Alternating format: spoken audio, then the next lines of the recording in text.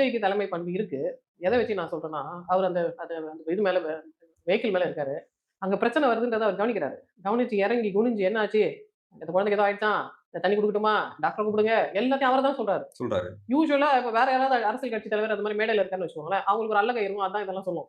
இப்படி ஆச்சு, அப்படி ஆச்சு. அவரே அந்த பொசிஷனுக்கு இறங்கி வந்து, அவர் ஸ்பீச்ச நிறுத்திட்டு, இது என்ன ஆச்சுன்னு பாருங்க. அவர் நான் பேசி முடிக்கணும் இவ்வளவு பேர் வந்து நிக்கிறாங்க. எல்லாரும் என் மகிமைய பாருங்க, என் மகிமைய பாருங்கலாம் சொல்லல. எல்லா பிரச்சனைக்கும் உடனே ரியாக்ட் பண்றாரு. இப்படி ஆயிடுச்சு, இப்படி ஆயிடுச்சு. என்ன ஆச்சு, என்ன ஆச்சு, என்ன ஆச்சுன்னு கேட்கிறாரு. ஏதோ தவறா நடக்குதுன்றத உணர்ந்துட்டாரு. So he is very sensitive.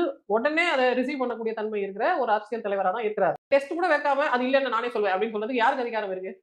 அதுக்கான டெஸ்டே பண்ணலையே. ம், ம். ஆனா உதயநிதிக்கு பல டைம்ல டெஸ்ட் நடந்திருக்கு. உதயநிதியோட சாய்ஸ் எல்லாம் பாருங்க சார். அவர் வளர்க்கப்பட்ட விதம், அவர எப்படி லீடர்ஷிப்ல கொண்டு வந்த விதம், எல்லாமே back door, back door, back door. இல்ல அப்ப விஜயகாந்த் சொல்லலாமே. அவங்க அப்பா சொல்றார்ல. அவங்க அப்பாவுடைய அவங்க அப்பா கனவு பொலிட்டிஷியன். முதலமைச்சர் ஆக்கணும்ன்ற கனவு எல்லா இருக்குல்ல. அப்பாக்கும் தன் குழந்தையை அவையத்தில் முந்தி இருக்க செய்யணும் ஒரு கனவு இருக்கணும் சார். அப்பதான் அந்த அப்பா. ஒரு 10 படம் அவங்க பையனுக்காக எடுத்திருக்காரு செலவு பண்ணி. கேட்டுக்கிட்டோம். அவங்க அப்ப அப்பா விஜய் மட்டும் எப்படி ஃப்ரண்ட் டோர்ல வந்தாருன்னு சொல்றீங்க? அதுக்கப்புறம் அவங்க அப்பாவோட காசுலயே தான் அவரு அவங்க அப்பாவுக்கும் அவருக்கும் பேச்சுவார்த்தை கூட இல்லன்னு சொல்லிக்கிறாங்க. அவர் சொந்த உழைப்புல முன்னேறி வந்தவர்ன்ற அந்த கிரெடிட் அவருக்கு எப்பவுமே இருக்கு.